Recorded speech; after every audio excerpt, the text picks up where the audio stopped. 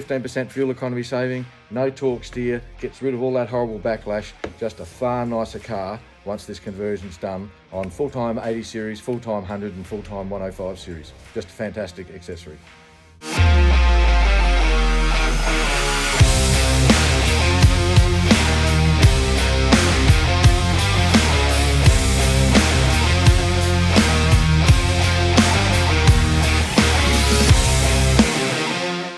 Okay guys, so we've got the first housing off now, and just take note of that little slot in there and that bearing. You can see that's trying to push back, and that's another bearing in there, and there's a couple of shims I'll show you in 2 secs, but that's the oil pump.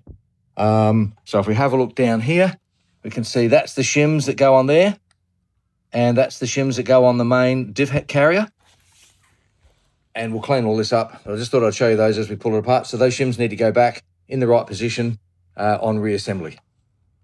Okay guys, so now I've taken the next plate off. That's this one here, has come away, and you'll notice that there's a circlip in here that needs to be removed. You can just see the end of it right there.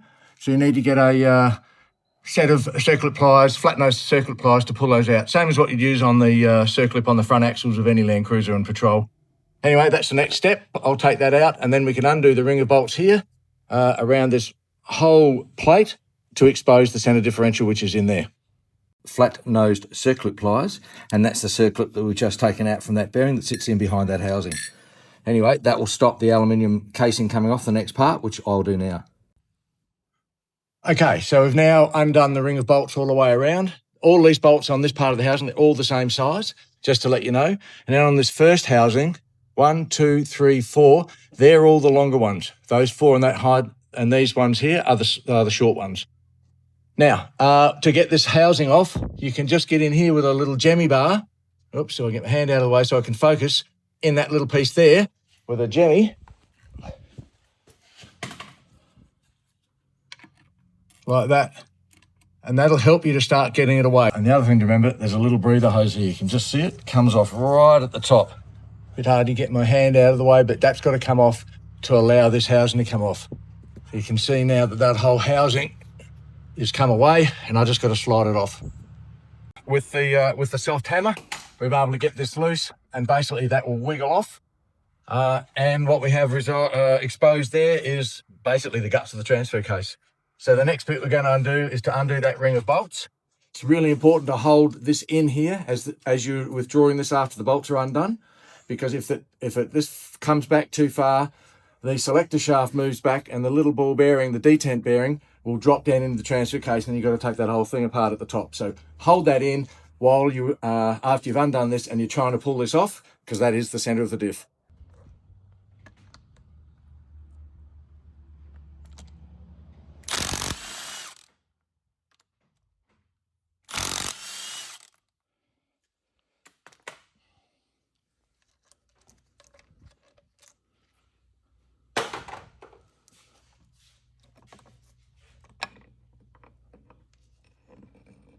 And that literally comes away.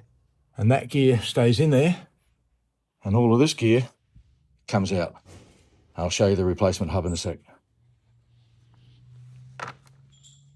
Righto guys, so now we've got the centre differential out. This is what it looks like. There's your planetary gears. That's where half your problems are. That's the bearing. We're not going to take that bearing off. We're going to put a new bearing onto the new part. This is the new hub assembly. So we'll knock that bearing on in a second with that press tool, and then I'll show you the reinstallation of that part. And let's not forget, it's a bit of work to do this job, but 15% fuel economy saving, no torque steer, gets rid of all that horrible backlash. Just a far nicer car once this conversion's done on full-time 80 series, full-time 100 and full-time 105 series. Just a fantastic accessory. Okay, so we've got the spool with the bearing now fitted back into the transfer case. The bolts are torqued up, thread locker applied, gasket surface cleaned up, and we're ready to put the first of the transfer case plates on for reassembly. So we put some grey silicone, some RTV gearbox gasket material on, and then it's just a matter of gently tapping it back into position. Let the dowels line it all up, and then put the bolts in.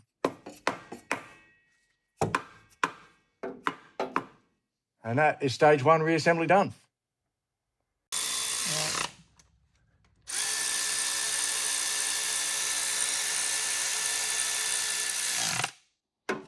All right, they're all now done.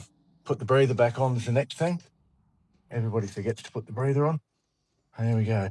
That is now on. Put the clamp on, and we're ready for the next piece of the housing.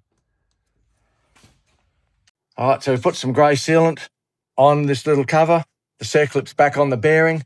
Push the bearing back in. So this now goes up into place, and we bolt that one on, and then it'll be the next part, which is the tricky one with the shims on the two bearings here, but we'll get to that in 2 secs. Okay, so the only tricky part on this whole installation is getting these shims, which are now on those bearings we had before. I've greased them lightly and pushed them down into the housing. So they sit there. They relate to the actual casting of the housing. They're not to do with the bearings. They're not to do with the gears. It's actually this case that it relates to. So we've greased them up. We're sitting them in position. We've got some grey sealant in there, and we've just got the oil pump lined up, the drive here, and the receiver there. And that should hopefully just run up. I'll have to get in your way there for a sec. We'll get it in there, line up the splines, and if we're lucky, that will sit right in there perfectly first time. Doesn't happen every time, but there you go. It happened today. And that should sit all the way home. Which it is. Beautiful. Now for the bolts, and we're finished. Okay, guys, so we've now got the last housing on. We've just got to put some oil in and the tail shaft back on the back. But I just thought I'd point out now, that fitting up there at about 1 o'clock, it's a bit blurry, but 1 o'clock on the back of the transfer case, leave that disconnected. And that will allow you to get two-wheel drive, low range. So it won't automatically go into four-wheel drive unless that's locked in. So if you want that advantage for when you're backing the big vans and that sort of thing, nice and slow, lots of torque, you leave that disconnected. It's in the instructions. All right, cheers for now.